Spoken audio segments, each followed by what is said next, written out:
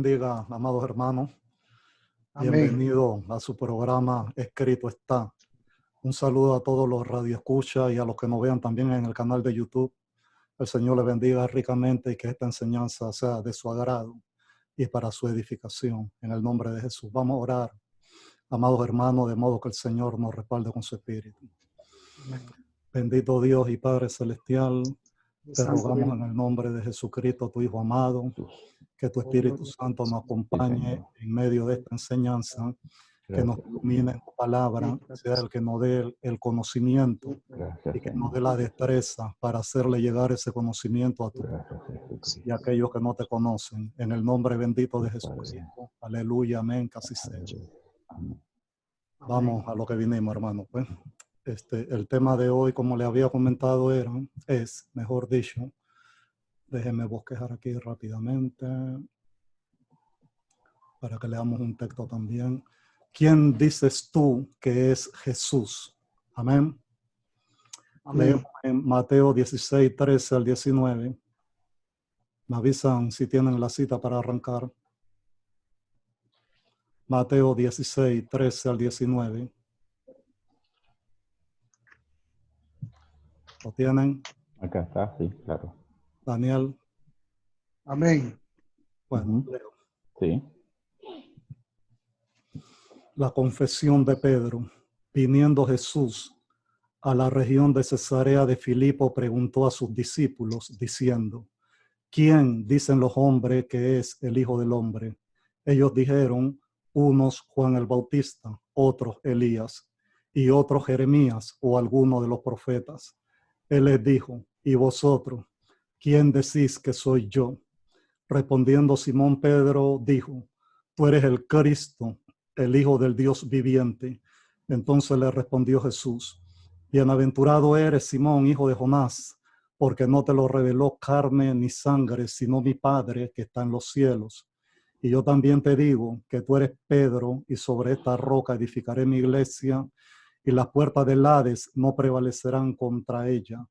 Y a ti te daré las llaves del reino de los cielos, y todo lo que atares en la tierra será atado en los cielos, y todo lo que desatares en la tierra será desatado en los cielos. Amén. Amén. Amén. Bueno, hermanos, para entrar en contexto como la costumbre, ¿verdad? El Señor, denme un segundito aquí, solamente. Listo. El Señor nos narra la escritura en el evangelio que leímos, que con sus discípulos él siempre andaba itinerante, ¿verdad? Como leímos la otra vez, la mayoría de su ministerio lo desarrolló en la área de la Galilea, también en Judea, pero sobre todo en las orillas del mar de Galilea del que hablamos la vez anterior. Pero en esta ocasión específica dice que fue lo más al norte que podía del territorio de Israel, ¿verdad? En Cesarea de Filipo. Y estando ya ahí, en el Evangelio de Lucas, el mismo pasaje dice que él oraba y que los discípulos se le acercaron y entonces él les preguntó, ¿verdad? Las dos preguntas clave estas. ¿Quién dice la gente? Primero la gente, los de afuera, que es el Hijo del Hombre, ¿verdad? Y ellos con sus conceptos erróneos que incluían reencarnación y resurrecciones extemporáneas, ¿verdad? Porque ellos decían, bueno, uno dicen que Elías, que no murió, ¿no? Sabemos que él ascendió a los cielos como no vivo, que eres Jeremías, uno de los profetas que ha resucitado, etcétera, ¿verdad? Pero después lo confrontó a sus discípulos que ya tenían 3 años de estar con él en el ministerio, porque este suceso en el año de la oposición, en el 3er año del ministerio de Jesús, ¿verdad? Y él les pregunta directamente a ellos, que a esa altura del juego, como vimos la vez anterior, ¿verdad? Que él le decía y le recriminaba en el mar, pero todavía no tienen fe, no tan claro que yo tengo dominio sobre el mar, sobre la naturaleza, porque soy el Hijo del Dios viviente. Todavía no habían pasado esa asignatura en el Instituto Bíblico del que Daniel hablaba aquella vez. Bueno, él le repitió el examen, ¿verdad? Y ahora, ¿quiénes dicen ustedes que es el Hijo del Hombre? Y ya sabemos que Pedro confesó por revelación del Padre que él es el Mesías, ¿verdad?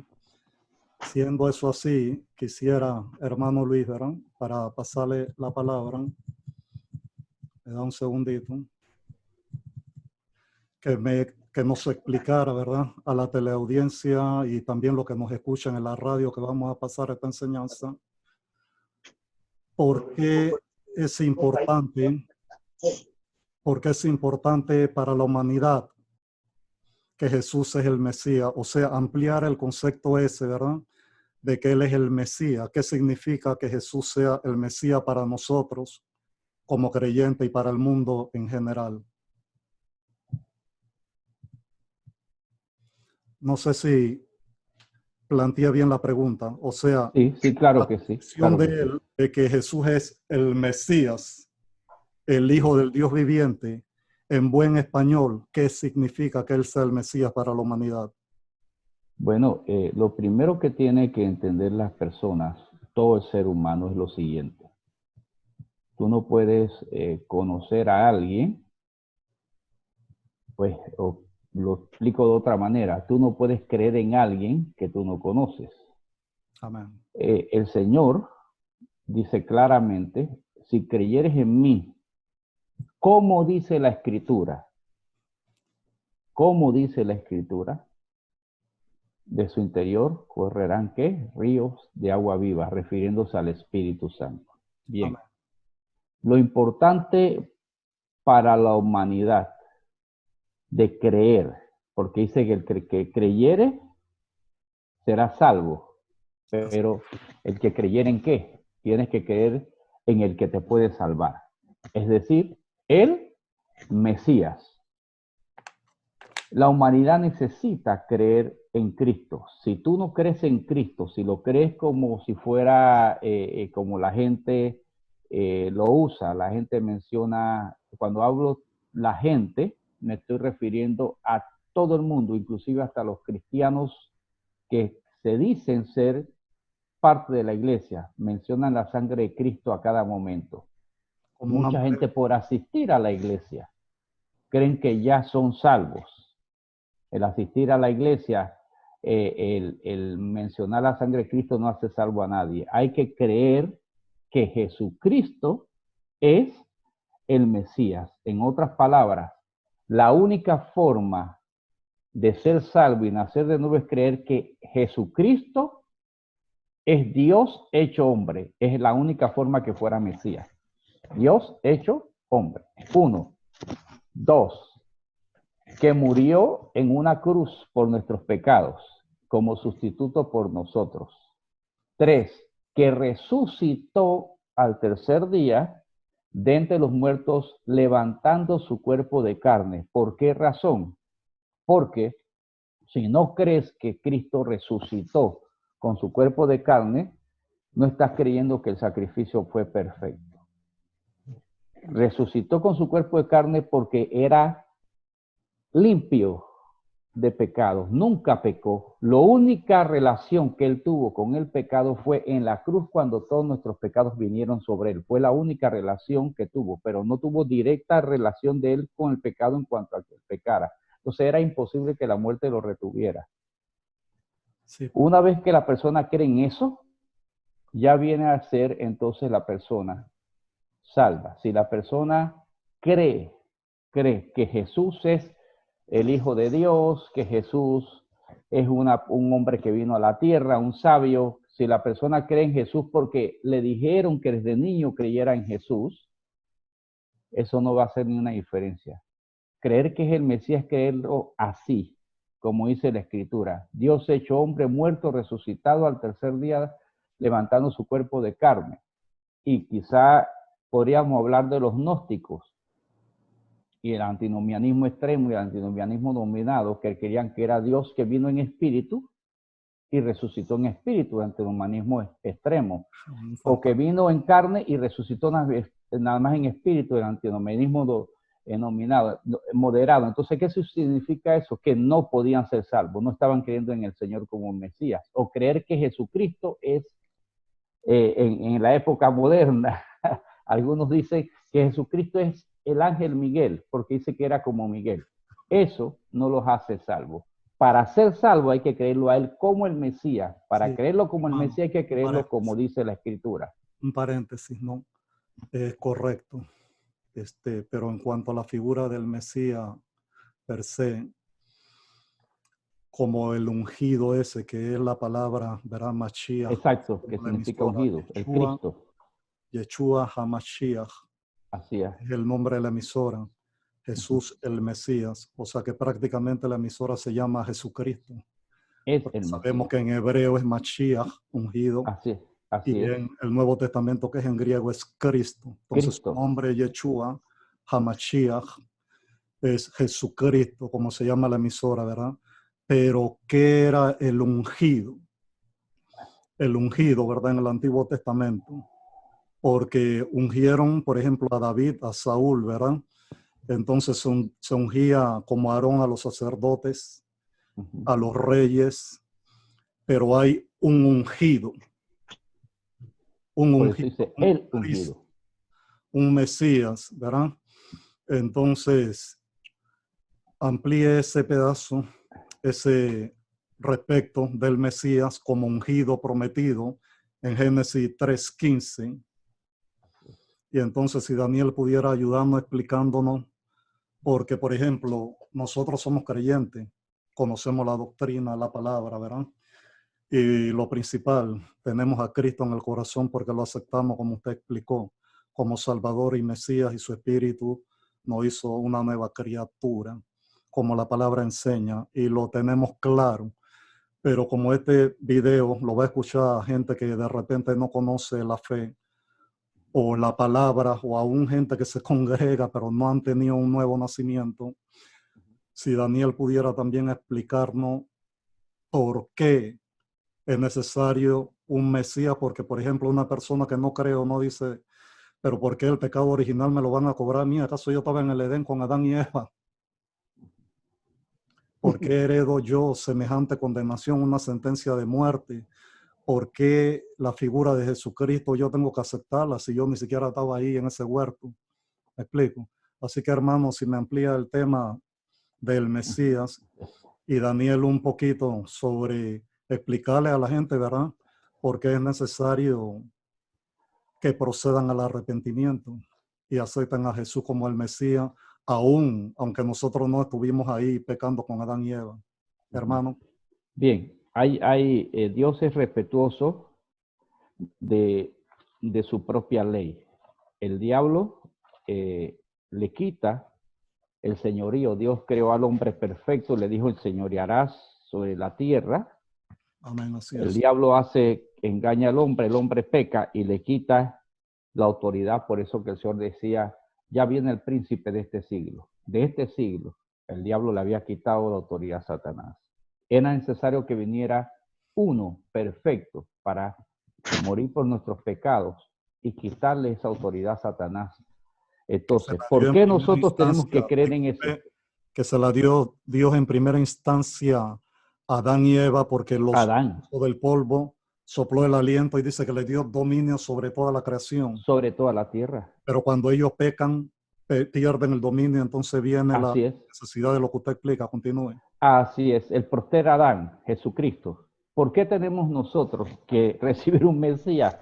El apóstol Pablo lo explica en la carta a los Romanos, capítulo 23, versículo 23 del capítulo 3 dice, por cuanto todos pecaron y están destituidos de la gloria de Dios. Amén. Todos pecamos y el pecado nos destituye de la gloria de Dios. Todos habíamos pecado. Es decir, Adán pecó. En el momento actual ni anteriormente no puede existir un solo hombre que no haya pecado. Todos. Y como hemos pecado, tenemos una vida después de la muerte.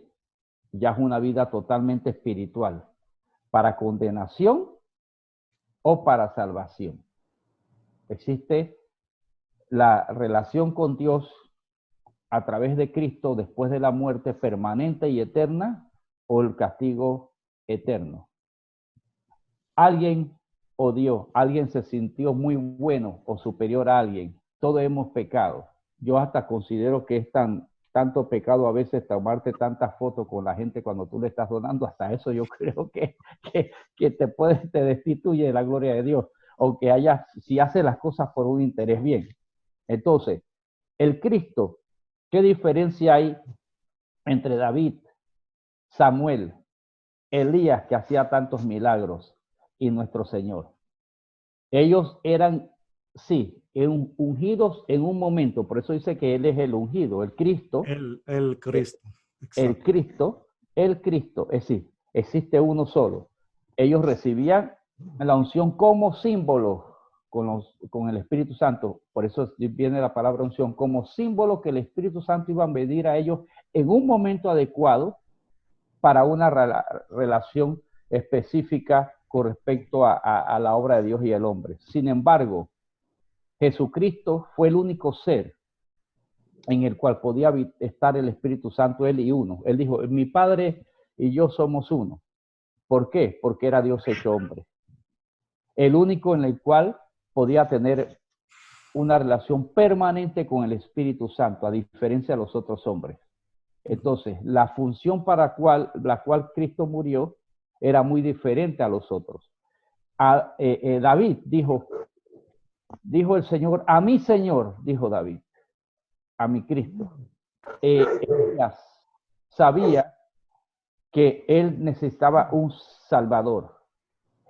Samuel, el sacerdote, un tipo prácticamente de Cristo. Cuando analizamos a Samuel y a José en el Antiguo Testamento, vemos como un tipo de Cristo, personas que no se les señala pecado. Y la Biblia a todos los seres humanos les señala su pecado. Por eso dice, pero ¿por qué fulano hizo eso? Porque la Biblia no es un libro de cuentos ni de fantasía. La Biblia muestra al hombre tal y cual como es, con sus errores y lo que hace mal.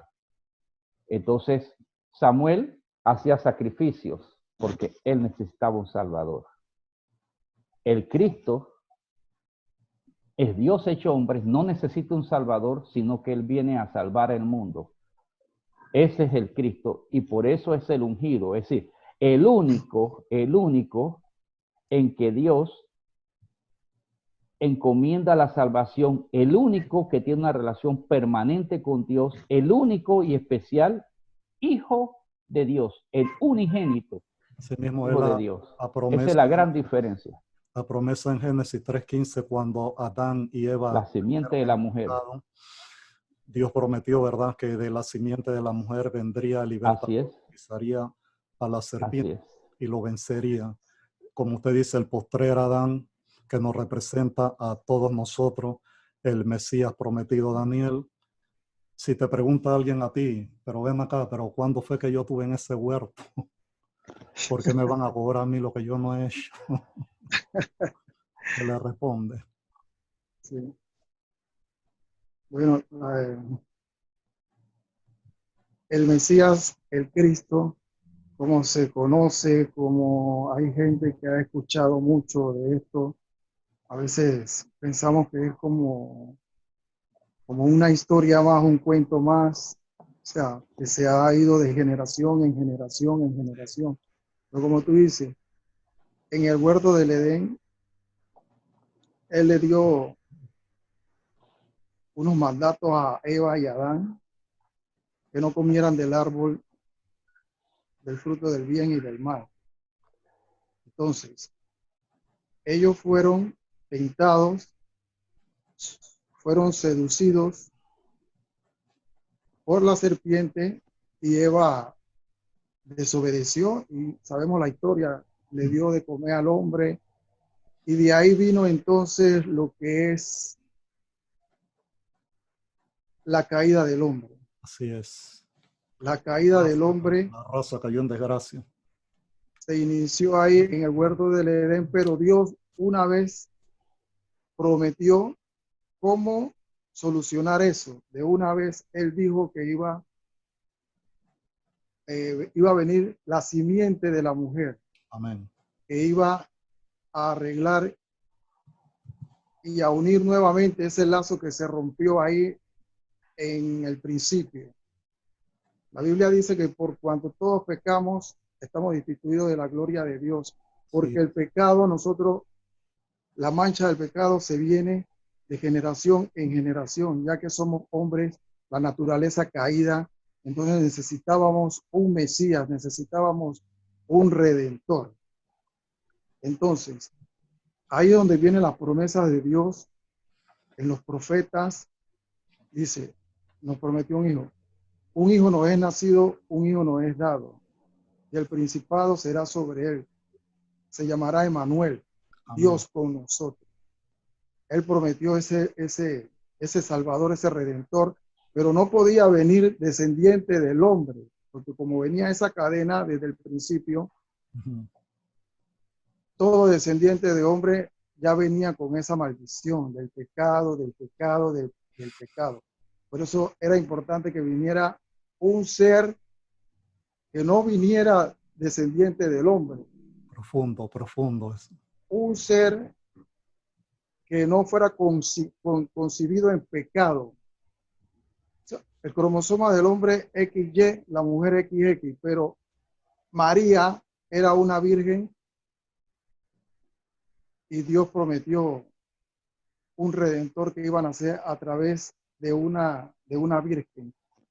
La simiente de la mujer. La simiente de la mujer. Entonces, espérate.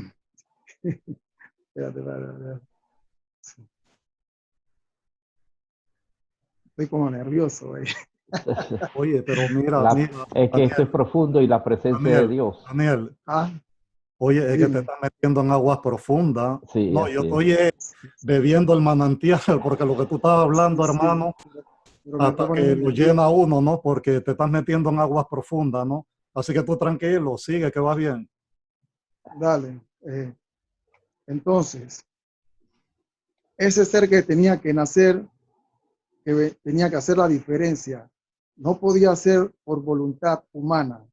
Entonces, necesitaba ser una persona que pudiera ser el que pudiera cambiar la historia, porque ya el enemigo pensaba que ya todo, o sea, que siempre el propósito de él es como avergonzar a Dios en los planes, en lo que él haga, y eso él siempre quiere llevarle la contra. Y dejar mal a la raza humana diciéndole a Dios, mira, ve, nosotros nos rebelamos y tú le enviaste un redentor a ellos, pero mira, no, mira en verdad cómo son ellos. Y siempre por eso él es el acusador de los hermanos. Pero ya para entrar en materia con lo que tú dices, que prácticamente el siguiente punto ya tú lo tocaste, ¿verdad? No podía venir un hombre común y corriente que heredara el pecado original de Adán, que se traspasaba a través del varón, ¿verdad? Así que ya Dios intervino y Jesucristo fue concebido, sí, por la Virgen, pero porque el Espíritu Santo, como enseña la Escritura, ¿verdad?, vino sobre ella. Entonces él no heredó el pecado original de Adán, aunque era, mejor dicho, es un hombre 100% y Dios 100%. Él no traía esa carga genética de Adán heredando el pecado, así que él sí era inocente y no pecó, aunque fue tentado en todo, pero no representa todo porque era 100% hombre. De hecho, en el pasaje que leímos, ahí vemos el contraste, porque cuando él le pregunta a ellos, él le pregunta, no, quién dice la gente que es el Hijo de Dios? Él le preguntó con el título mesiánico que le fascinaba a él, el Hijo del Hombre, porque el mismo Jesús, bueno, estamos grabando en vivo, ¿no? Cosas que pasan.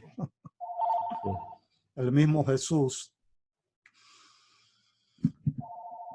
que disfrutaba su humanidad, le preguntó a ellos, ¿quién dice la gente que es el Hijo del Hombre? Y sabemos que en Daniel dice que él vio una visión del Hijo del Hombre que venía en la nube del cielo. Así es. Jesucristo, ese título mesiánico le encantaba a él porque él disfrutó al pleno su humanidad. Y él le pregunta a ellos con ese título, ¿quién le dicen la gente que es el Hijo del Hombre? Pero cuando Pedro confesó, él se fue a su otra identidad, a la deidad. Y él dijo, bueno, tú eres el Cristo, el Hijo de Dios, del Dios viviente. Ahí vemos el contraste de las dos naturalezas en una sola persona. Entonces aquí le pregunto al hermano Luis, ¿verdad? ¿Cómo podemos nosotros demostrar que Jesús era, de acuerdo a la Escritura, claro está, que Jesús era 100% hombre? Bien. Cuando nosotros leemos los evangelios, por ejemplo, los evangelios sinópticos, Marcos, Lucas y... No lo tomen y como una grosería esto. Usted siga y vamos a seguir, así, porque estamos en así, vivo, siga explicándolo. así, Pero este teléfono voy sí. a ponerlo en la No, sala. no se preocupe, no te preocupes, Eric. Ustedes Bien, continúen. cuando la Biblia cita, por ejemplo, las genealogías, ¿cómo podemos descubrir que el Señor es el Mesías? Cuando la Biblia cita la genealogía, si usted va al libro de Marcos, porque vemos que hay cosas que pasamos por alto y son tan fundamentales y tan importantes. Usted va aquí al libro de Mateo, usted ve los primeros versículos, usted va a ver, dice, libro de la genealogía de Jesucristo, hijo de David, hijo de Abraham. Y empieza a citar cada uno de los tatarabuelos de Jesús, ¿verdad? Para estar bien claro, repite la pregunta rapidito, que iniciamos ya la respuesta. ¿Cómo? Ajá. Porque hay toda clase. Sí, perdón, ya, exacto. Hay ¿Cómo toda demostrar clase. que Jesucristo es 100% hombre? Bien. Sí, le pregunto porque, o sea, la gente común y corriente, ¿verdad? Porque nosotros conocemos la escritura y tenemos fe, reitero. Pero la gente común y corriente, digo, yo creo que tú mismo lo mencionaste al principio, que algunos decían que era un fantasma, que era esto, que era lo otro, y el mismo Juan también dice, ¿verdad? Que todo aquel que niega que Jesús vino en la carne tiene el espíritu del anticristo, ¿verdad? Entonces hay gente que niega ambas cosas, que vino en la carne, que existió siquiera, que era el Hijo de Dios, y cómo nosotros, usando la escritura, podemos demostrar que Jesucristo era 100% hombre. Exacto, mira, cuando tú vas a Mateo, ves las genealogías. Esa es una de las partes que tú puedes iniciar a través de la escritura. Y te hablan de las genealogías. Se pasa muy por alto, por eso es fundamental e importante. Yo quiero llamar la atención sobre personajes que tuvieron parte de la vida de Jesús, que cualquiera diría, no tiene que ver. Bien. Jesús, una de las tatarabuelas de Jesús, había sido prostituta. Rahab la ramera. Ajá, en el Génesis, allá en el Jericó, ¿verdad? Después otra era moabita, descendiente de Lot, Ruth. Eso muestra parte de la humanidad de Cristo. ¿Y por qué descendía de David? Porque era importante que viniera de Abraham, porque Dios le prometió a Abraham que de él iba a venir el Salvador también. Así es. Que el trono de David va a ser eterno, no era de David en realidad, era de un descendiente de David, Jesucristo. Bien. Cuando Cristo nace, la humanidad de Cristo, 100% Dios, 100% hombre, no nace en un palacio, dice que él no se estimó ser igual a Dios, nace en un pesebre. Hay unos que hablan mucho de que nació, que estaba en la casa. En la casa estuvo quizá estuvo tiempo después, cuando llegaron los magos de allá del oriente, de Caldea, lo más posible. Entonces llegan allá. Bien, trajeron los regalos, vieron al niño. Este niño nace en un pesebre, después visitado por los magos. El Señor creció. El Señor, cuando aparece en su ministerio, se va al desierto y empieza a ayunar. ¿Y sabe quién demostró que Jesús era 100% hombre? ¿Qué usted cree que demostró que Jesús era 100% hombre? Satanás. Satanás fue el que dio testimonio de que él era 100% hombre. Le tocó la humanidad. Porque le dijo, si tienes hambre, 40 días de ayuno. Dani, ¿tú no tendrías hambre? Yo a las 4 horas tengo hambre. Él tenía 40 días de ayuno. Entonces, ¿qué sucede? Él le dice, si tienes hambre, dile a esta piedra que se convierta en pan. El Señor podía convertir la piedra en pan, podía haber convertido otra piedra en higos, otras piedras en dátiles, podía hacer lo que quisiera, ¿verdad? Porque Él es el único que tiene el poder de transformar toda la materia, porque Él fue el creador del cielo y de la tierra, Él es el que sabe cómo transformar la materia, ni los físicos pueden hacerlo. Él dijo, no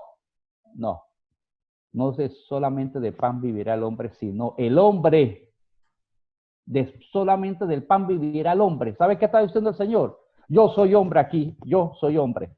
Y yo no solamente vivo del pan, sino de la palabra de Dios. El Satanás le dice, tú tienes hambre si tú eres hombre. Y eso dice, sí, yo soy hombre, pero yo no vivo solamente de pan. Bien. Después Satanás le dijo, mira, ve, tírate ahí abajo, tírate. Porque la Biblia dice Satanás citando la Biblia. Salmo 91. Citando la Biblia, a sus ángeles mandarán para que tu pie no tropiece en piedra. ¿Quién fue el que dijo? ¿Quién fue el que dio testimonio que si el Señor Jesús se tiraba, como era hombre, se iba a quebrar y se iba a matar? Satanás. Entonces, el Señor sale, en una ocasión tenía sed, en otra ocasión estaba con los discípulos, estaba cansado. En otras ocasiones también a través se durmió en la barca, como mencionamos. Se durmió, ¿por qué? Porque tenía sueño, era hombre. Tenía hambre. El Señor, a través de la historia, que nos narran los evangelios, vamos a ver la humanidad de Cristo reflejada todo el momento. Lloró.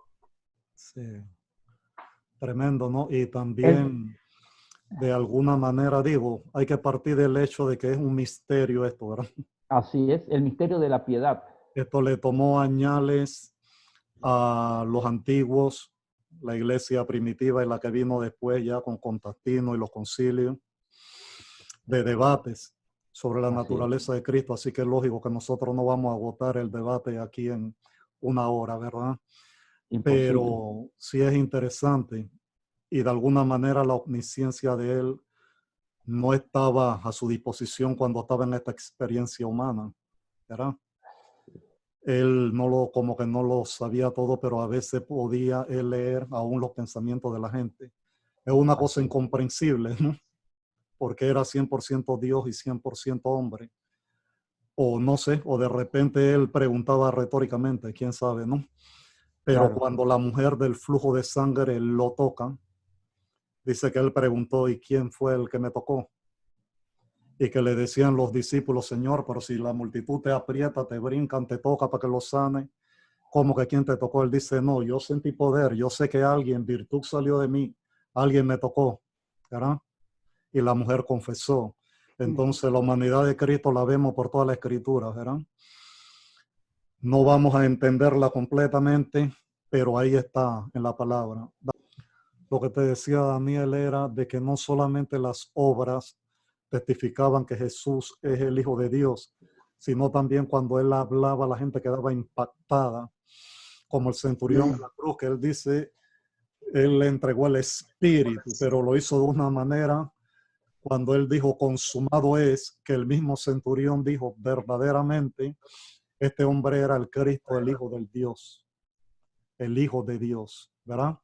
Los alguaciles que enviaron del Sanedrín, las autoridades, para que lo arrestaran, y dice que Jesús se puso en pie el día de la fiesta y él dijo, alguno tiene sed, venga a mí y beba, porque el que cree en mí, como dice la escritura, de su interior correrán ríos de agua viva. Sabrá Dios de qué manera lo dijo, pero los alguaciles cuando fueron con la mano vacía y le preguntaron, pero ¿por qué no la arrestaron? Ellos nada más pudieron decir, jamás en la vida un hombre ha hablado como ese. ¿Verdad? Amén. O sea que también ese era el verbo encarnado. Cuando él hablaba, la gente, wow, era testimonio de que ese no era un profeta más. Entonces, hermano Luis, ¿qué opina usted de los milagros de Jesús como hijo de Dios versus lo que hicieron grandes profetas como Moisés, Elías, Eliseo, etcétera? ¿Qué lo diferencia? Bien, vamos a ver cuando el Señor, cuando el pueblo de Israel habla y los rabinos y todos se refieren al poder de Dios, están haciendo esto, recordando la cruzada por el Mar Rojo. Cuando ellos hablan del poder de Dios, están recordando eso. Si usted observa, el Señor le tuvo que dar, Dios Padre, la instrucción a Moisés de qué hacer. Levanta tu vara. Moisés no lo hizo porque él decidió hacerlo. Así es. Él le preguntó, ¿qué hago ahora? Si vamos a ver con respecto al maná o a las codornices, el Señor da instrucciones, ¿verdad? Estamos viendo cuando el profeta cita, el cita Elías, dice que era sujeto a pasiones como nosotros, pero oró fervientemente para que no lloviera y no llovió. Estamos viendo, eso lo estoy explicando para hacer una comparación con los milagros en la naturaleza, que quizás son los más grandes en cuanto a los profetas, lo de Elías. Y luego dice que él oraba para que volviera a llover y mandaba a su siervo, mira, nada, no veo nada, seguía orando. Mandaba a su siervo, mira, no veo nada. Al fin veo una nube como la palma de una mano allá lejísimo. ¿Qué diferencia hay entre el Señor y ellos? Él estaba dormido en la barca, lo despertaron y calmó la tempestad. Amén, así es. Los discípulos estaban en medio de la mar, habían remado toda la noche, el Señor lo estaba viendo desde acá. Hasta donde llegaban, el Señor dice, dice que estaban fatigados, ya no pueden hacer más nada, dice, ya hicieron todo lo que podían hacer, ¿verdad? Yo no voy a dejar que la barca se hunda, pero tenía que dejarlos que hicieran todo su esfuerzo. Entonces el Señor, ¿qué hace? El Señor no oró, Dios Padre, el Señor, ¿qué hace? Voy para allá. Pero ¿cómo voy para allá? Caminando sobre las aguas. Para el Señor lo más sencillo era ir caminando sobre las aguas. Qué fácil. Es decir, ¿qué profeta hubiera hecho eso? Ninguno. Entonces cuando viene Juan el Bautista y le pregunta, está preso. Y eso todos nosotros nos desanimamos en un momento dado cuando las cosas se ponen difíciles. Y Juan el Bautista es un hombre de fe y dice, ese es el Cordero de Dios que quita el pecado del mundo. Y había visto el Espíritu Santo en forma de paloma venir sobre él, todo eso. Y le va a mandar a preguntar con los discípulos. Dice Juan que si eres tú el que había de venir, esperamos otro. El Señor le dice, dile a Juan que los sordos oyen, los ciegos ven, ¿verdad? Los leprosos son sanados. Ya, sí, los profetas, claro, Eliseo y el general sirio que le dijo, veías tal cosa y vas a ser sanado de lepra. El Señor decía, ¿quieres ser sano? Bueno, está bien, pues ser sano. Sano, ¿verdad? Necesito ver. Como no, un momentito, espérate. Escupe, ¿verdad? Hace lodo con su saliva y el polvo y se lo pone ahí. Mira, el Señor estaba mostrando que él y los profetas, ellos creían que iban a venir profetas. Acuérdense que el Señor dice que Juan vino con el espíritu de Elías, que es el Espíritu Santo, y que iba a volver Elías. Sí, Elías va a volver a predicar a todos los que no creyeron, a todo el pueblo de judíos que no creyó, va a volver. Pero lo otro era leyenda. Creían que venía Jeremías. Recuerden, se decía que él había escondido el arca. Que venía Isaías. También la tradición decía que iba a venir Jeremías y que iba a venir Isaías. Entonces, eso es lo que creía el hombre. Pero él está diciendo, yo no soy como los profetas. Yo soy el Dios de los profetas. Soy el Señor de los profetas. Yo no soy como David, ni descendiente de David. Yo soy el Señor de David. Esa es la gran diferencia entre él y los profetas y todo el mundo. ¿Qué quedamos? Y era una cosa seria cuando venían a tentarlo preguntándole, ¿no? Él le dijo, bueno, hijo, también yo tengo una pregunta, ¿no? Dice, ¿de quién es hijo el Cristo? Dice, de David. Pero como David le llama en la misma escritura en los Salmos, dijo el Señor a mi Señor, siéntate a mi diestra hasta que ponga a tu enemigo por estrado de tus pies. Y ya no sabían qué decirle. ¿Verdad? Tremendo el Señor. Voy a leerle un pasaje de la Escritura que habla de este misterio de la deidad y a manera de aporte también lo que sucedió en los concilios, ¿verdad? De la Así es. iglesia después de la primitiva, pues cuando ya vinieron los concilios, respecto a este Ajá. tema que era un rompedero de cabeza, salían herejes diciendo una cosa, hacían concilio, declaraban anatema, pero iban puliendo de una manera u otra el tema este de la cristología de las dos naturalezas de Jesús, ¿no? Déjenme ver aquí en el Zoom la herramienta esta que permite compartir. Un segundito. Share. Vamos a compartir aquí logos. Share. No sé si aprecian. ¿Sí aprecian? Según es. texto, sí. Sí, Así bueno, es. dice, Primera de Timoteo 3:16. Dice, e indiscutiblemente grande es el misterio de la piedad. Dios fue manifestado en carne. O sea, son palabras mayores, ¿no? El misterio es. de la piedad. Dios Así fue es. manifestado en carne, justificado en el Espíritu, visto de los ángeles, predicado a los gentiles, creído en el mundo, recibido arriba en gloria. Ese misterio de la piedad es tan grande que 7 grandes concilios fueron necesarios para abordar el tema, es decir, Así es. 462 años de debates y concilios. Más o menos lo que decidieron en esos concilios fue lo siguiente. El concilio de Calcedonia del año 451 después de Cristo condenó a Eutiques y enfáticamente rechazó su cristología. El concilio afirmó que la doctrina de la unión inseparable e indivisible, sin conclusión y sin cambio de dos naturalezas perfectas y completas, la humana y la divina, en la persona de Cristo. Los teólogos de Calcedonia hicieron su mejor esfuerzo para expresar en un lenguaje comprensible a la iglesia de aquellos días lo que ellos entendían de la persona de Cristo. Por supuesto que cualquier esfuerzo resulta endeble cuando se trata de explicar un misterio tan incomprensible como lo es la encarnación de Dios. Se reconoce que Calcedonia no lo dijo todo, ni resolvió todos los problemas tocantes a la cristología, pero sí sentó las bases firmes para la discusión de este tema. Calcedonia no lo dijo todo, pero sí dijo mucho y de gran importancia. Los teólogos de Calcedonia notaron y así lo expresaron que en la persona singular de Cristo dos condiciones coinciden, deidad y humanidad. Y en su esfuerzo por decir eso, Calcedonia no dice nada más de lo que el Nuevo Testamento dice acerca de Cristo.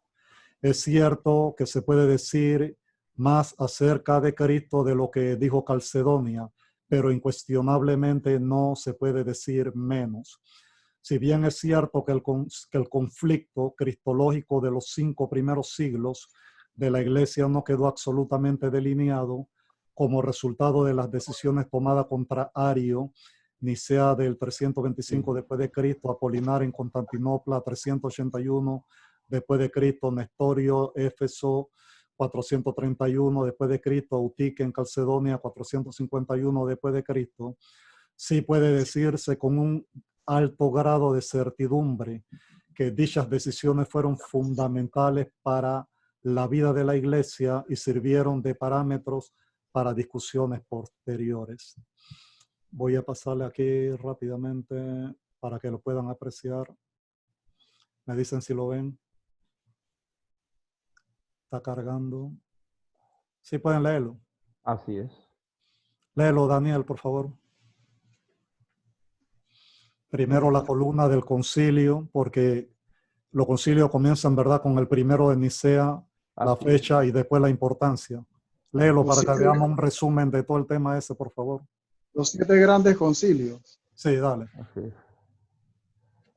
Importancia, ¿no? Declaró que el Hijo es de la misma sustancia que el Padre, en oposición a Arrio, que consideraba al Hijo que de sustancia distinta a la del Padre. confirmó y formuló el Pero, llamado. dame un segundo, pero lee primero cuál concilio, ¿verdad? Porque el primero que leíste es el concilio de Nicea del Nicea. 325 después de Cristo. Son varios, son varios. Claro. Ya sé. Y lo Ya, que ya, dijiste ya. se determinó ahí. Después en el de Constantinopla, lo otro. Constantinopla. Ya. Voy a empezar, pues. Dale, si quieres, empieza. El concilio de Nicea declaró que el Hijo es la misma sustancia que el Padre, en oposición a Arrio, que consideraba al Hijo de sustancia distinta a la del Padre. Eso fue en el año 3025 después de Cristo. 325. 325 después de Cristo. Sí. El concilio de Constantinopla en el año 381 después de Cristo confirmó y formuló el llamado Credo de Nicea. Condenó la oposición de Apolinar, quien negaba la perfecta humanidad de Cristo. También condenó al macedonismo, que negaba la deidad del Espíritu Santo.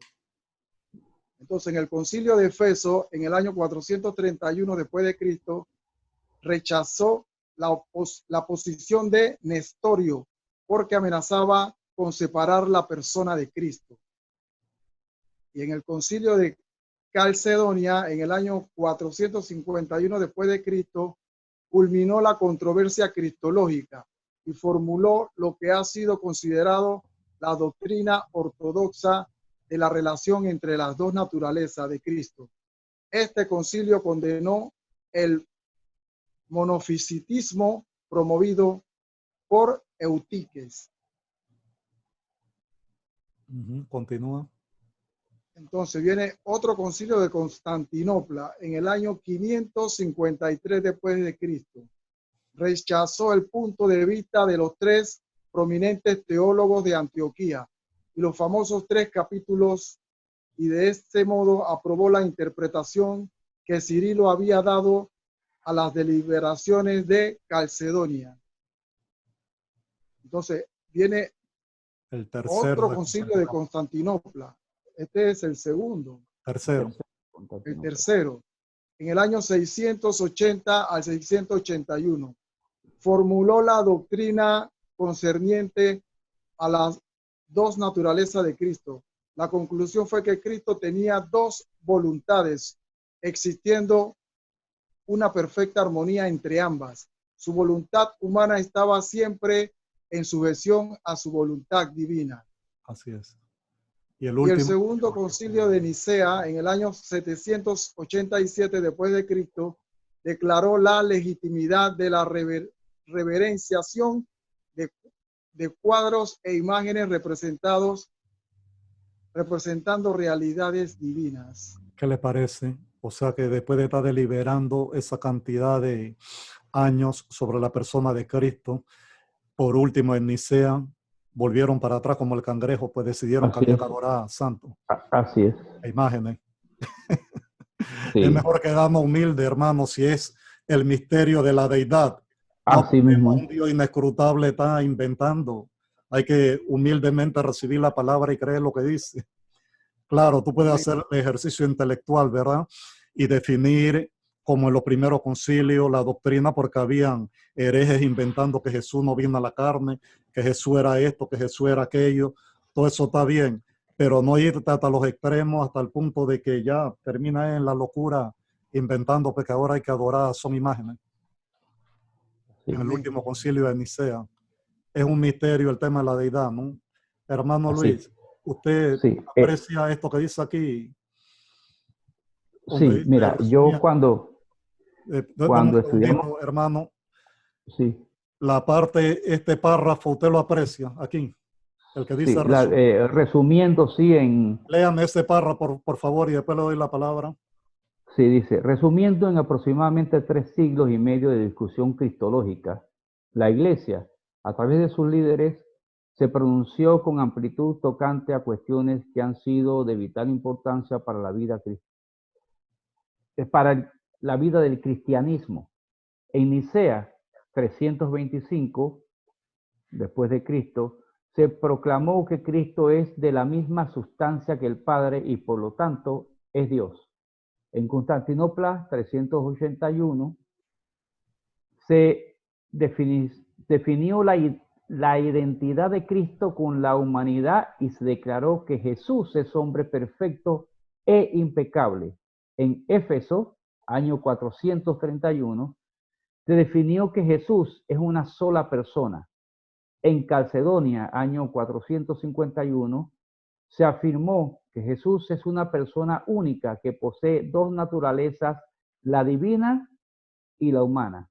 Estas naturalezas coexisten en Cristo sin confusión o mezcla, sin cambio, sin división y sin separación. En Constantinopla, años 680 al 681, ese viene a ser el tercer concilio, se concluye que en Jesús operaban dos voluntades, la humana y la divina. La voluntad humana de Jesús, sin embargo, estaba sometida a la divinidad de manera armoniosa y perfecta. Déjelo ahí. Y el último de Nicea ni lo menciona porque ya sabemos que Así la es. gran revelación era que iban a adorar estatuas. Ajá. Bueno, continuamos acá, ¿verdad? Sí. Bien. Yo Hermano pienso que Luis. todo esto se lo hubieran ahorrado Eric y Daniel y quienes nos escuchan, respetable auditorio, leyendo las 3 epístolas universales del apóstol Juan. Se hubieran ahorrado todos estos concilios. Juan es quien, como teólogo, un discípulo que viene después a ser teólogo, cuando lees el Evangelio de Juan, ya lo presenta como el verbo y el verbo hecho Dios. Así Ya es. está diciendo definitivamente que Dios hecho hombre, que el verbo fue encarnado. Ya está explicando las dos naturalezas del Señor. Luego, en el primer siglo, surgen entonces la primera herejía, la herejía de los gnósticos. Era que el antinomianismo extremo decía que Jesucristo vino en espíritu y resucitó en espíritu, como mencioné anteriormente. Y el antinomianismo moderado que decía que Cristo vino en carne, pero resucitó solamente en espíritu. Ambas anulaban el sacrificio de Cristo como perfecto y ninguna reconocía a Jesucristo como era. Entonces, Juan, después que explican los evangelios la deidad de Cristo, entonces viene y escribe sus epístolas donde sostiene, sobre todo la primera, la verdad y combate la herejía gnóstica. Entonces, si estos teólogos que vinieron después, entonces los padres apostólicos, los discípulos de los apóstoles, estaban muy claros en esas cosas, y los padres apologistas, entre los cuales estaba Orígenes, también estaban claros en esto. ¿Qué sucede? Después surge siempre el hombre, y vemos en el primer caso la herejía arrianista. Entonces empieza esto, ¿por qué? Porque se van desviando de esto, de las escrituras. Se van desviando las escrituras, sí llegan a conclusiones correctas y exactas, pero al final te das cuenta que ya no estaban siendo dirigidos por el Espíritu Santo, sino solamente por él. Y por temas políticos, de poder y todo, ¿no? Cuánta cosa en la iglesia. Entonces también ahí influía en la historia cuando estamos viendo que tenía que haberse mantenido una hegemonía, ¿verdad?, de la iglesia sobre los reinos. Es decir, un reino valía si no era bendecido por la iglesia. Entonces eso garantizaba la legitimidad de un rey. Sí. Es decir, se hacían para ese tiempo ya se hacían las peregrinaciones, ya estamos entonces ya en la edad media, la caída del imperio romano de sí, Oriente. Sabe, hermano, disculpa que lo corte. Sí. Ya ese sería todo un tema, porque hay gente que jura que la iglesia cristiana, nació en Roma y con Constantino. No. Pero aquí estamos leyendo en este pasaje Jesucristo en Cesarea de Filipo, ¿verdad? Sí. Preguntando quién soy yo, Pedro confesando por revelación del Padre, tú eres el Mesías, el Hijo del Dios viviente, y a Jesucristo diciendo que él edificaría su iglesia, no la iglesia de más nadie, y la puerta del Hades no prevalecerían contra ella. Contra ella. ¿Verdad? Entonces la iglesia no es que surgió ahí, y de hecho cuando surgió los creyentes eran judíos, Después se abrió 120 la eran todos predicación. judíos. Sí, los libros quienes lo escribieron del Nuevo Testamento. ¿Cuál gentil hay ahí? ¿Mm? Una iglesia judía, el Mesías es judío, pero por supuesto que el plan, el programa de Dios de salvación es universal. Así que llegó el momento en que el evangelio se abrió a los gentiles con Pablo como apóstol enviado a los gentiles, etcétera. Pero todo este tema de Constantino y la iglesia católica romana apostólica es un tema vasto de debate y de historia que sería bueno tocarlo en otro programa, En pero otra ocasión. en cuanto a este, es bueno mencionar de que así como Jesucristo tenía las dos naturalezas que acabamos de leer, ¿verdad? El creyente que nace de nuevo, también él nace del agua y del espíritu, cosa que Así es. Nicodemo no entendió y era un doctor de la ley. Él fue de noche a hablar con Jesús y le dijo, sabemos que tú viniste de Dios porque nadie hace las obras que tú haces si Dios no está con él. Y Jesucristo lo metió en una charla teológica profunda, en unas aguas que él no entendía, y él le dijo, te es necesario nacer de nuevo para heredar el reino de los cielos. Y Nicodemo le dijo, pero ¿cómo si soy un hombre voy a entrar al vientre de nuevo? ¿Verdad? Bueno, sabemos cómo se desarrolló la plática y que el principal versículo de la Biblia surgió en ese tema y todo, que es Juan 3:16, ¿verdad? Porque de tal manera amó Dios al mundo que ha Así dado a es. su Hijo unigénito para que todo aquel que en él crea no se pierda, más tenga vida eterna. Pero el tema es que el creyente nace de nuevo, ¿verdad? Ahora, cuando el creyente nace de nuevo, el que acepta a Jesucristo y el Espíritu viene a ser morada en él, todavía él tiene la naturaleza caída, ¿cierto? Así De es. la que hablaba Pablo, que él decía, lo que quiero hacer no lo hago y viceversa, ¿quién me librará de este cuerpo de muerte? Bueno, llegará el día en que este cuerpo corruptible se vista de incorrupción, pero en el interín que Cristo viene, entonces tenemos la naturaleza, somos templos, ¿cierto? Así es. Nosotros somos un Mishkan, como el tabernáculo de Dios, que descendía la gloria en el desierto. Somos templo del Espíritu Santo. ¿Usted pudiera explicarnos cómo es posible eso? Que en una persona con la naturaleza todavía caída habite el Espíritu Santo del Dios que hizo los cielos y la tierra. Bueno, porque el Señor es el sustituto. Partimos de eso. Él fue propiciación por nosotros. Ahí en Romanos 3:23 los versículos lo explican, 24, 25 y demás. Él ocupó nuestro lugar, el lugar de nosotros, pecadores. Él ocupó en la cruz. Él ocupó en la cruz. Entonces, todos nuestros pecados, Él los cargó en la cruz. Sí.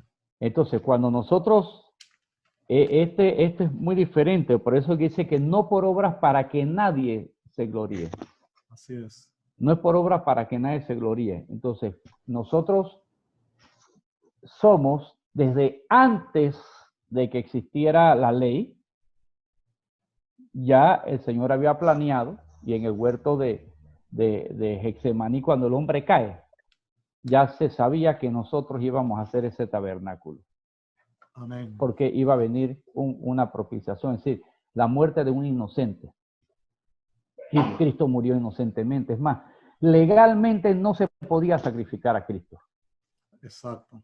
No se podría sacrificar. Pilato lo dijo, no encuentro culpa. Es decir, Cristo murió ilegalmente. Así es. Es decir, no, entonces, por eso que Pilato tuvo miedo cuando él le dijo, tú no sabes de dónde yo vengo. Y Pilato tuvo espanto porque los griegos y los romanos sabían que su mitología, creían ellos, que los dioses se hacían hombres. Dice, este es.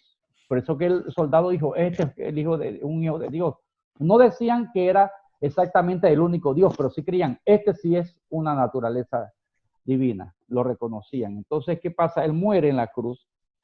En nuestro lugar muere el Señor en la cruz. ¿Ve? Y entonces sigue, dice acá el versículo 24 de Romanos, siendo justificados gratuitamente por su gracia. Justificado, es decir, que siendo pecadores somos vistos al creer en Cristo, de la forma en que estamos diciendo, Dios hecho hombre, 100% Dios, 100% hombre, y que resucitó con su cuerpo de carne porque era perfecto. aún como hombre. Somos justificados, es decir, que ahora somos justos para Dios. ¿Cómo nos ve Dios? ¿Cómo te ve a Dios a ti si le entregaste tu vida a Cristo? Y si le entregas tu vida a Cristo, te ve como justo. Eso lo hace posible, el sacrificio de Cristo, gratuitamente por su gracia, mediante la redención que es en Cristo Jesús. La redención, Él pagó por nuestros pecados, Ya fuimos libres de la esclavitud del pecado si creemos y aceptamos su pago. Somos comprados con un precio de sangre. Nadie me puede comprar a mí. Sí, ya nadie puede pagar ese precio por mí. Somos comprados por precio de sangre. Y el 25 dice, a quien Dios puso como propiciación por medio de la fe en su sangre, propiciación, es decir, por nosotros, creo en su sangre que me limpia de pecado. Entonces, sigue diciendo, a causa de haber pasado por alto en su paciencia los pecados pasados. Dios pasa por alto nuestros pecados. ¿Qué le parece? Entonces, en ese momento que nacemos de nuevo, entonces puede el Espíritu Santo venir a nosotros. Cuando dijo consumado es, se rasga el velo del templo, del lugar santísimo, diciendo ahora, si crees en Cristo, si crees que Dios le resucitó entre los muertos y que resucitó en su cuerpo de carne, que eso es fundamental, y que es Dios hecho hombre, y que murió por tus pecados, y que tú eres pecador, y si no le entregas tu vida a Cristo, te vas al infierno, perdone que le hable así porque es la verdad, entonces, la presencia de Dios va a habitar permanentemente en mí, su Espíritu Santo. Entonces soy tabernáculo, soy el tabernáculo de Dios. Dice la Biblia, nosotros somos templo del Espíritu Santo. Sí, Daniel, eso es cierto. Y sabemos que en medio de nuestras debilidades, como dijo Jesucristo, ¿verdad? Si alguno me ama, mi palabra guardará y mi Padre y yo vendremos y haremos morada con él. Ahora Dios habita en tabernáculo, ¿verdad? Así en nuestros cuerpos. Pero esa no es la meta final, ¿cierto? Así es. Porque tenemos la arra del Espíritu, pero la meta final es el cuerpo glorificado. Tú pudieras explicarle a las personas, porque a veces, lastimosamente, en la misma iglesia hay gente sentada y no saben qué es lo que nos estamos jugando, ni qué es lo que Dios nos ha prometido. Increíble. Porque este no es un... Sí, la Biblia es clara que en el mundo tendréis aflicción, pero confía, yo he vencido al mundo, que el camino es estrecho. Pero digo, esto no es en vano. ¿Me explico? Porque la recompensa es grandísima. Nos jugamos la vida eterna, pero en un cuerpo glorificado. No sé si pudiera darnos luz sobre ese tema, Daniel. Amén. Mira, no es conocer la verdad solamente. Hay que estar conectado a la fuente. Amén, así es. Si tú no estás conectado a la fuente, eso es pura letra. Así es. ¿Qué dice la Biblia? Mucha letra mata. Tú necesitas estar conectado a la fuente del Espíritu, que es la que va a dar vida a esa palabra. Mira, hubieron esos concilios que tú mencionaste ahí, que pusiste el primero, el segundo de Nicea, el primero de Constantinopla, el segundo, el tercero, pero esas personas habían escuchado de Jesús, pero ellos no estaban conectados a la fuente. Yo puedo decir, yo conozco a Donald Trump. ¿Quién me dice que no? Yo lo conozco en televisión, pero yo no lo conozco íntimamente. Entonces, si tú no estás conectado a la fuente, que es el Espíritu Santo, tú no vas a conocer a Dios en realidad como es. Y para mí, para nosotros y todos los que nos están escuchando, el concilio que tiene toda la autoridad fue ese ahí en Cesarea de Filipo. Cuando él le dijo a Pedro, hijo de Jonás, bienaventurado eres. Así es. Porque esto no te lo reveló ni sangre ni carne. Qué poderoso. Por eso es que digo, hay que estar conectado a la fuente. Del mismo cielo del Padre. Si tú no estás conectado a la fuente, ahí fue donde nació la iglesia. Así es. Ahí fue basado sobre esa confesión de Pedro. Es la roca. Esa piedra que los edificadores desecharon. Amén. Y que aún siguieron desechando siglos después en los concilios. Y decían, no, ese no puede ser el Hijo de Dios, ese no puede ser Dios. Y debatían entre ellos y eso. Bueno, ahí Dios lo demostró que sobre esa confesión de Pedro, ahí va a estar basada y fundamentada su iglesia. Amén. Pare de contar. Que venga otro concilio, que venga, ya eso es, como se dice, eso es anatema ya, eso es otro evangelio. Así es.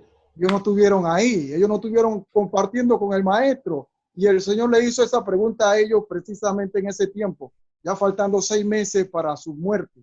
2 años y medio casi con ellos ahí, instruyéndolos siempre ahí. Pero él necesitaba saber y escuchar que ellos tenían bien claro quién era él. Sí. Él era el Dios encarnado, el Cristo, el Mesías, el deseado de todas las naciones. Tremendo. El que muchos profetas y reyes desearon verlo. Ellos lo estaban viendo ahí con ellos compartiendo. Y él necesitaba asegurar eso ya para cerrar con broche de oro. Y saber que su relación con ellos en todo ese tiempo no fue en vano. Porque ya él sabía que él iba a partir pronto. Ya nada más le restaban como 6 meses nada más. Y él necesitaba tener eso. Así como cuando Juan mandó a preguntarle, ¿eres tú o tenemos que esperar a otro? Y él que le dijo, díganle a Juan, los ciegos ven, los cojos caminan, los paralíticos se levantan. O sea, en pocas palabras, dile a Juan que no se preocupe. Entonces, el Señor, ¿qué quiso decir con eso cuando Pedro confesó eso? Estoy bien, Pedro, estoy contento, dichoso, dichoso. Sobre esta roca voy a edificar mi iglesia y te voy a dar las llaves. Te voy a dar las llaves del reino. Para que ates, para que desates. Todo lo que ates en la tierra será desatado en los cielos. Todo. Y ahí fue donde nació la iglesia. La primera vez que se mencionó la palabra iglesia fue en ese pasaje. Este pasaje de poder. Digo, edificaré mi iglesia y las puertas del Hades no prevalecerán contra ella. Porque él sabía que iban a venir mucha gente a tratar de derrumbar eso, pero eso no se puede derrumbar porque eso está sobre la roca. Amén, así la roca inconmovible. Amén. Tremendo, Daniel, eso es así, hermano. Si ya el mismo Jesús preguntó, ¿quién dice el hombre que es el Hijo del Hombre? O sea, ya él está dando por sentada su humanidad, el Hijo del Hombre. Y lo que confiesa Pedro, que tú eres el Hijo de Dios, el Cristo, el Mesías, es la deidad. Y Jesucristo la avala y dice, sí, efectivamente, el Padre te lo reveló. No hay más nada que hablar, ni inventar. Sí. Dios hecho carne. Pero lo que te preguntaba y reitero es de que, como el hermano Luis explicó, ¿verdad? De que cuando uno se convierte, el Espíritu Santo hace morada en el creyente, pero todavía en el cuerpo corruptible. Pero el creyente, para que la gente sepa, va a recibir un cuerpo de gloria inmortal, eterno. Cuando Cristo venga, los muertos en Cristo resucitarán primero, serán transformados, ¿cierto? Luego nosotros, los que vivimos, los que hayamos quedado hasta la venida del Señor, en un abrir y cerrar de ojos a la final trompeta, también seremos transformados, ¿verdad? En un cuerpo ya inmortal. Entonces vamos a ser plenos. La naturaleza esa de Dios, fuimos hechos a su imagen y a su semejanza, pero el nuevo Adán ahora es la nueva creación. Y ese es nuestro destino también, ser como Él. Hagamos algo mejor. Vamos a dejar que la Biblia nos lo diga.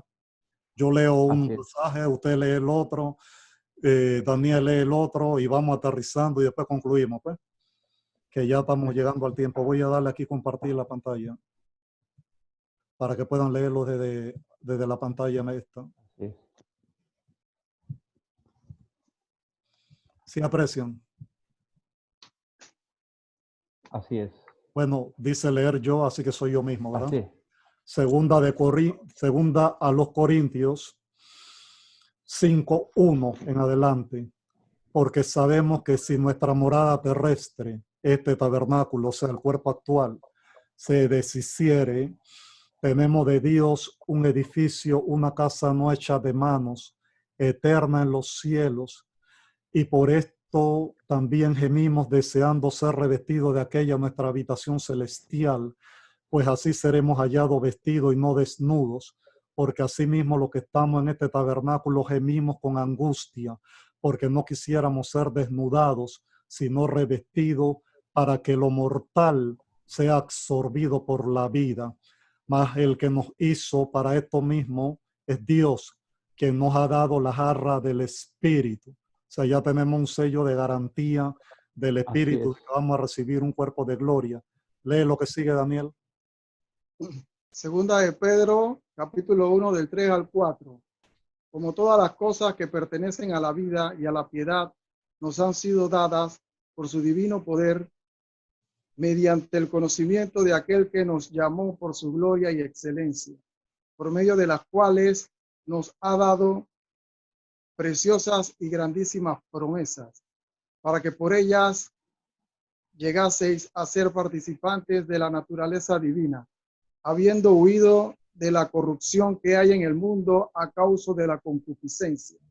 Amén. O sea que hay una promesa de ser participante de la naturaleza divina, ¿cierto?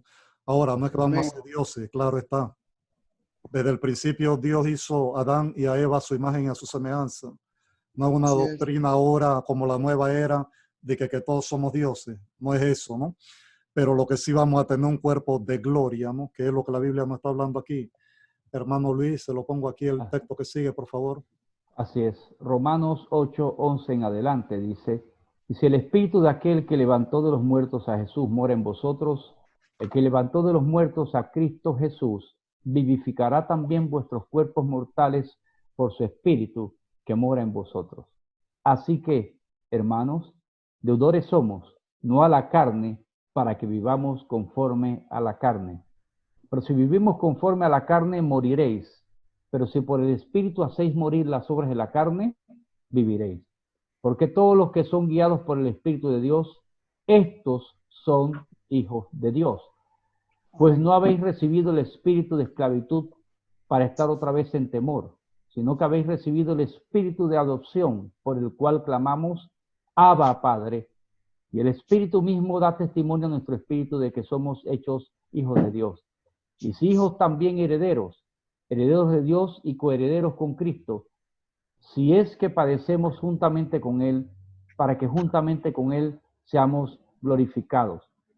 Pues tengo por cierto que las aflicciones del tiempo presente no son comparables con la gloria venidera que en nosotros ha de manifestarse, porque el anhelo ardiente de la creación es el aguardar la manifestación de los hijos de Dios. Gloria a Dios. Amén. O sea que tenemos una herencia de coheredero con Cristo y también habrá una gloria venidera, ¿verdad? Que se va a manifestar en nosotros y la creación entera la espera, ¿verdad? Entonces leo yo porque, déjame subir aquí. Primera de Juan 3:2, amados, ahora somos hijos de Dios y aún no se ha manifestado lo que hemos de ser, pero sabemos que cuando Él se manifieste, seremos semejantes a Él, porque le veremos tal como Él es. Daniel, Primera de Corintios 15, 5:1. He aquí os digo un misterio, no todos dormiremos, pero todos seremos transformados. En un momento, en un abrir y cerrar de ojos, a la final trompeta. Porque se tocará trompeta y los muertos en Cristo resucitarán, serán resucitados incorruptibles y nosotros seremos transformados. Porque es necesario que esto corruptible se vista de incorrupción y esto mortal se vista de inmortalidad. Cuando esto corruptible se haya vestido de incorrupción y esto mortal se haya vestido de inmortalidad, entonces se cumplirá la palabra que está escrita. Sorbida es la muerte en victoria. amén, hermano Luis. Así es. Primera a Tesalonicenses capítulo 4 versículo 16 dice, porque el Señor mismo con voz de mando, con voz de arcángel y con trompeta de Dios, descenderá del cielo y los muertos en Cristo resucitarán primero. Luego nosotros los que vivimos, los que hayamos quedado, seremos arrebatados juntamente con ellos en las nubes para recibir al Señor en el aire. Para recibir al Señor en el aire.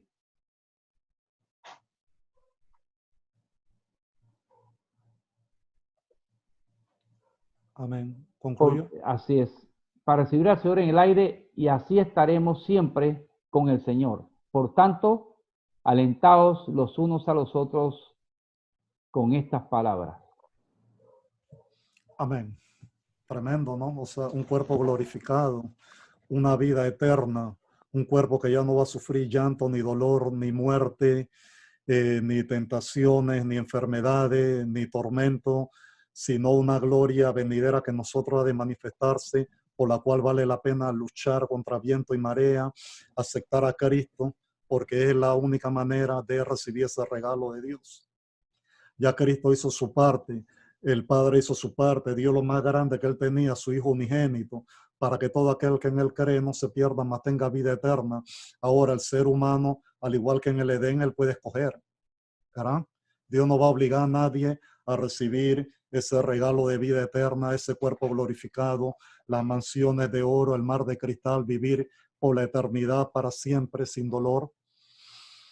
En el huerto estaba el árbol de la ciencia del conocimiento del bien y el mal y el árbol de la vida, y el hombre cogió la muerte. Igual ahora Jesucristo es la vida y la vida eterna y la vida en abundancia, pero el que no lo acepte va a recibir la muerte, ¿cierto? Pero el que lo acepte va a recibir la vida, esa corona incorruptible que nadie puede permitir una vez que diste el paso de fe de aceptar a Jesús, que nadie te la arrebate. Si tiene que sufrir persecución, prueba, tribulación, lo que sea, pero sabiendo que lo que en nosotros ha de manifestarse no tiene parangón ni comparación con ningún sufrimiento, todo el oro o la plata que puedas ganar en este mundo. ¿Me explico? O sea que es muy grande, por algo le costó la vida al Hijo del Dios viviente, que nosotros pudiéramos, como decía el hermano Luis, tener esa deuda saldada. Ya después de eso Dios no puede hacer más nada que dejar que el libre albedrío del hombre se manifieste. Ahora Jesucristo le pregunta a toda la humanidad lo mismo que a los discípulos, ¿verdad? ¿Y tú quién dices que soy yo? Ahora, lo que sí debe todo ser humano es, así mismo como Jesucristo preguntó, ¿verdad?, en Cesarea de Filipo a sus discípulos, ¿quién dice la gente que es el Hijo del Hombre?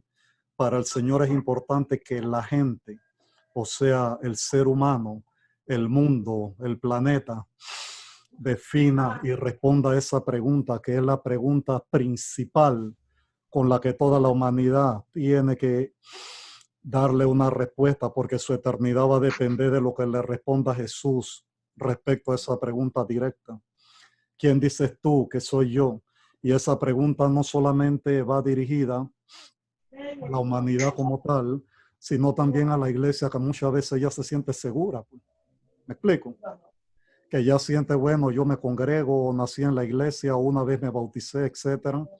Entonces ya yo sé quién es Jesús, pero ¿será que lo saben para sus adentros de una manera como el Señor se lo dijo a Nicodemo, que el Señor le dijo, oye, pero tú eres un doctor de la ley y no entiendes ni siquiera estas cosas que te estoy explicando? ¿Qué será si comenzamos a hablar de las celestiales de verdad? ¿Me explico? Entonces hay gente como en el caso de Nicodemo, que está en una X denominación cristiana, y puede ser que no haya nacido de nuevo. ¿Sí me explico? Así que la pregunta sigue vigente. ¿Quién dices tú que es Jesucristo? ¿Verdad? Y la pregunta es tan fundamental que el Señor lo subió a otro nivel, porque Él pudo preguntarle eso a ellos tranquilamente en el lago de Galilea, ¿verdad? O en el huerto de los olivos, o donde quiera que sea, ¿verdad?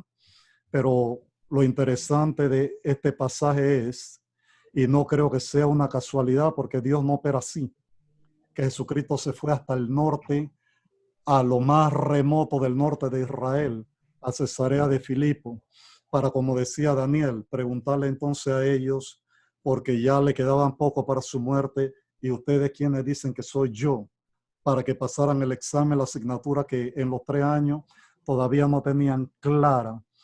Pero Cesarea de Filipo, ¿qué es? Resulta ser que es un bastión de las tinieblas. Ese tema vamos a tener que tocarlo, hermano, porque aquí no nos va a dar abasto.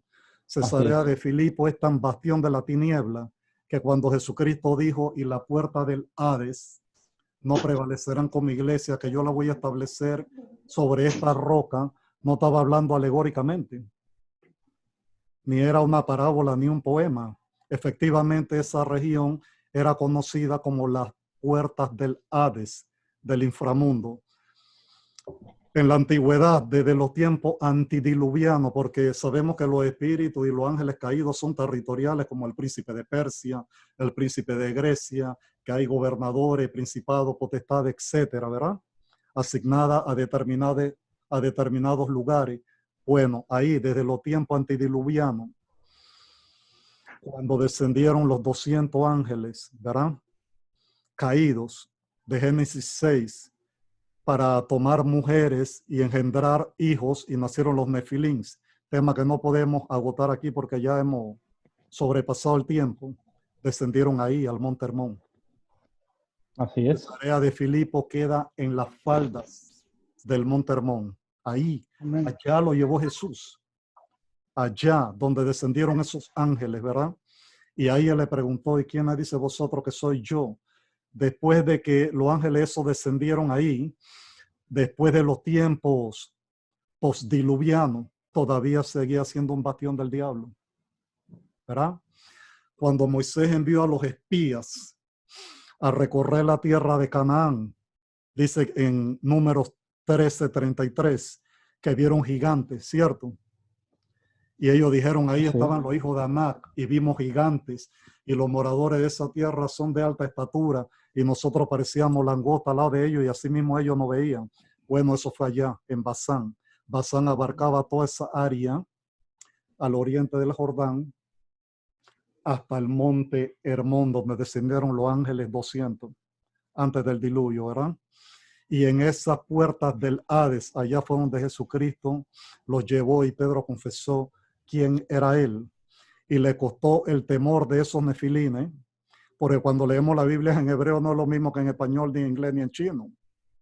Así es. Lo que pasa es que ya no queda tiempo para esto.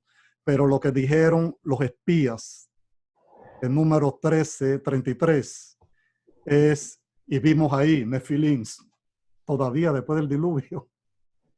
Así es. Se supone que el diluvio era para acabar con ellos, pero es que es una guerra seria después del diluvio. Es más, vamos a hacerlo rapidito porque aquí les comparto ya, ¿no? Ok, aquí, déjenme buscar aquí la aplicación Share. Ok, Share, aquí, logos. Aquí. Estamos aquí, ¿verdad? Así es. Bien. Entonces, si buscamos acá números 13:33, acá. Números 13:33.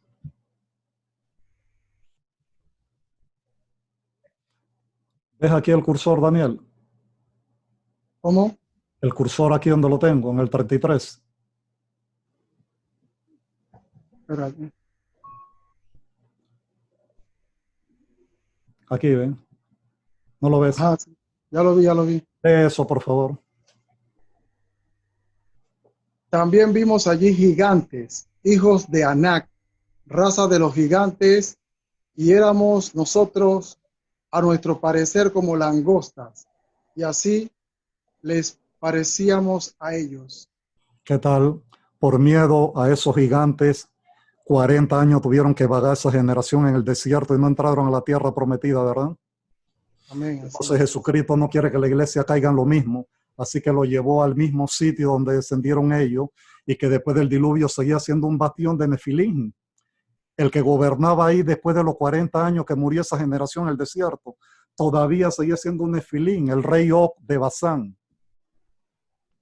que Moisés todavía en ese tiempo estaban comandados todavía por Moisés, y entonces los derrotaron a Og de Basán, ¿no? Que hasta la medida de su cama o sarcófago, lo que sea, está en la Biblia, era un tipo gigantesco, ¿no? Así es. Le decía, miren aquí, ¿verdad? Aquí está en español. Cliqueo aquí y me aparece acá en hebreo, ¿verdad? Entonces, en hebreo no dice, esto es lo que dice en hebreo. Escuchen, aquí estamos, Nefilim, ¿verdad? Eso es lo que dice. Vimos allí Nefilim todavía en ese tiempo, y que suena así. Nefilim. ¿Verdad? Así es. Entonces, bueno, ¿qué le puedo decir, no? El sitio es tan tenebroso que después que cayó Og, rey de Basán, que tomaron la tierra los israelitas comandados por Moisés y después el resto por Josué, siguió siendo un bastión del enemigo, ¿verdad? Porque cuando ya vinieron los griegos, hicieron santuario para Pan, para Zeus, después vino Herodes el Grande, hizo un santuario ahí mismo, le cambiaron el nombre a Paneas y después a Banias en honor al dios Pan, ¿verdad? Que ahí donde viene el pánico, el sátiro, el fauno, el mismo Baphomet de los Illuminati, pues, el macho cabrillo, mitad hombre, Así es. macho cabrillo, el Baphomet que adoran los Illuminati y la élite, ¿verdad? A él le hicieron un santuario ahí. En Israel todavía ese lugar se llama Banias. Bueno, en esa puerta del inframundo, allá fue donde Jesús lo llevó a ellos, ¿verdad? Donde gobierna el mentado pánico, el pan. Pero esa puerta del Hades no van a prevalecer contra la iglesia y el Señor efectivamente descendió a la parte baja de la tierra, lo enseña la Biblia, ¿cierto? Y llevó cautiva la cautividad, dice, y llevó cautiva la cautividad y ascendió a los cielos. O sea que todo era como un tema profético. El Señor prácticamente fue a hacer una declaración de guerra ya, plantó bandera. Él dijo, no hay ni un pánico, no hay ni un Zeus, no hay ni un Nefilín, no hay ningún hijo de Dios, porque así le llamaban a los ángeles que Así es. descendieron, los hijos Los de vigilantes. Dios. Él dijo, claro, esos ángeles son hijos de Dios, pero igual que hablábamos hace un rato, ¿verdad? Que Jesucristo es el Cristo. Hay varios ungidos, David, Saúl, etcétera, pero hay un ungido. A hijos de Dios le llamaban así a los ángeles, hasta lo que aparecen en Job alabando, ¿verdad?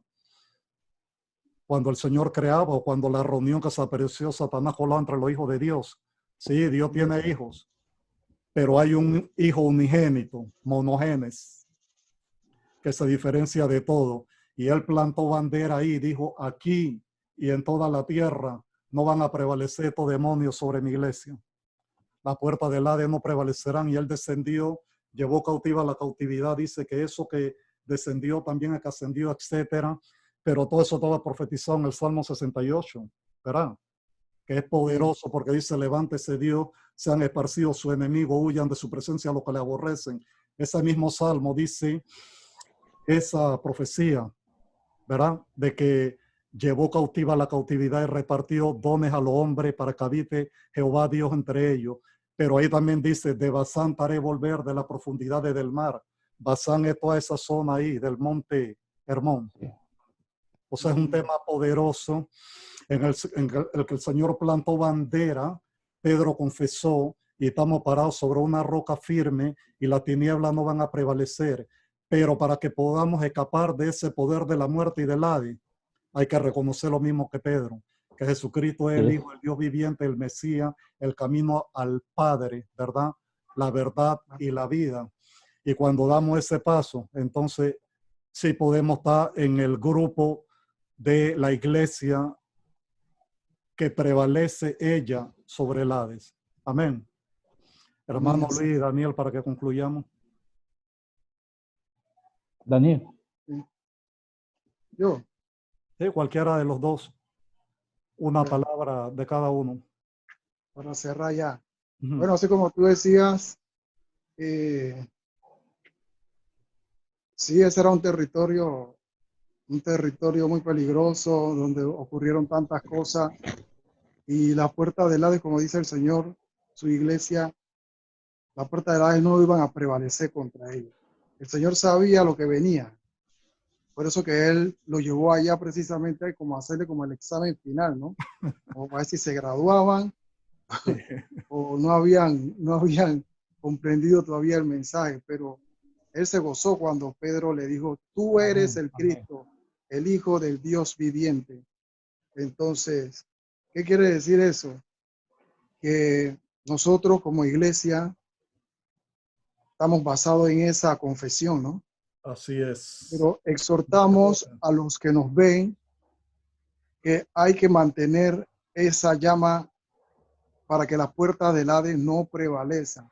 Porque en estos días, en estos últimos tiempos, mucha gente tiende a desviar lo que es el verdadero fundamento. Entonces se crea, comienzan a anunciar fábulas, comienzan a anunciar cuentos, comienzan a desviar la mirada del verdadero propósito que es la iglesia. Estamos en los tiempos peligrosos, tiempos difíciles, y nosotros tenemos que estar preparados, porque no solo es creer, no solo es conocer la palabra, sino tener esa comunión con nuestro Dios para que Él nos afirme, nos fortalezca y nos guíe a toda verdad, que es lo principal, porque el Espíritu Santo es el que se va a encargar de guiarnos a toda la verdad. Él, después que Él le dijo eso a ellos ahí, Él le dijo, pero no digan a nadie que yo soy el Cristo, todavía no lo digan, porque todavía faltaba un ingrediente principal, el fundamental, que es el que le iba a recordar todas las cosas a ellos, que fue esa promesa que Él le dio, que se reunieran en el aposento alto para que fueran investidos. No solamente ellos iban a tener el conocimiento ya, porque ellos vieron muchas maravillas y muchas cosas y aprendieron mucho, pero ahora necesitaban la otra parte, que era el revestimiento de ese poder que lo iba a hacer a ellos a no temer a nada, porque Dios no nos ha dado un espíritu de cobardía, sino de amor, de poder y de dominio propio. Y necesitaban eso, la fortaleza y la llenura del Espíritu Santo, para que así ellos pudieran hacerle frente a cualquier adversidad, que si venían los leones, ellos no iban a temer, que si venía la persecución, ellos no iban a temer a nada, porque estaban revestidos de esa llenura del Espíritu Santo, y Él era el que los fortalecía para que ellos testificaran con gran poder la palabra del Señor. Todo lo que habían aprendido, ahora el Espíritu, entonces, ahí con ellos, ayudándolos ahí, el Consolador, alentándolos ahí, fortaleciéndolos. Amén, amén. Así es. Hermano Luis, ¿quiere agregar algo y concluimos? Sí, el Salmo 22, el Salmo mesiánico por excelencia, dice en el versículo 12, muchos toros me rodearon, fuertes toros de Basán, Mira, me cercaron, contra mí abren sus fauces leones que rugen y desgarran a su presa. Es decir, cuando el Señor estaba en la cruz del Calvario, estaba refiriéndose a ese hecho específico. estaban las potestades ahí. Todos los principados y potestades estaban procurando la destrucción de nuestro Señor. El Señor en una cruz, miren lo maravilloso y lo poderoso y lo grande del Señor. El Señor está clavado en una cruz. Ellos están haciendo toda su fuerza y así clavado en la cruz el Señor lo está venciendo. ¿Qué les parece nuestro Señor? Aleluya, aleluya. No tuvo que usar sus ángeles. Dice, si yo quiero mando una legión de ángeles, se acabó esto. Ve, aquí estoy, clavado, lo estoy venciendo. Amado, el poder de Dios está a nuestra disponibilidad.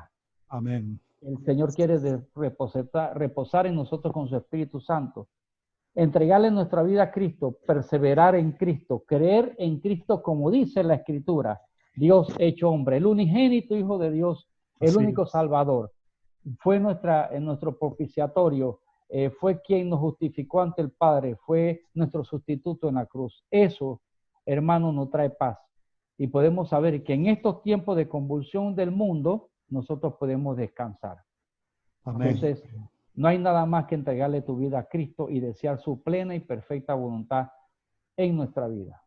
Amén, porque Él venció a la muerte y plantó bandera, porque después que Pedro confesó, al rato pasaron unos cuantos días, se mantuvo en el área y se transfiguró en la misma cumbre del Monte Hermón, donde descendieron los 200 ángeles. Se transfiguró. Él es el Hijo de Dios, los demás son hijos de otro rango, de un solo género, Salvador del mundo, ¿verdad? Y en su nombre hay vida eterna para todo aquel que en él crea. Y no hay tiniebla ni muerte, porque aún muriendo, porque la muerte ahora se pavonea, hermanos. Es como que hubieran abierto, como dice el Apocalipsis, la tapa esa del abismo, porque se siente la pesadez y la tiniebla en el planeta. Este tema del coronavirus es serio, o sea, se respira apenas cae la noche, durante el día hay como una pesadez, las tinieblas están afuera, pero la luz de Cristo es mayor y porque Él venció, nosotros también venceremos, ¿verdad? Y para los que están en Cristo no hay muerte, sino que pasamos de muerte a vida cuando le Amén. plazca a Dios llamarnos, no antes. Así que el que no ha dado el paso de fe, que se apresure, porque lo que viene es serio y porque no hay tiempo que perder. Las señales todas se están cumpliendo ante nuestros ojos. La única manera de prevalecer contra las tinieblas es con la luz, y la luz es Cristo. Amén. Amén. Dios le bendiga y les guarde. Saludos, Amén. hermano. Amén. Saludos.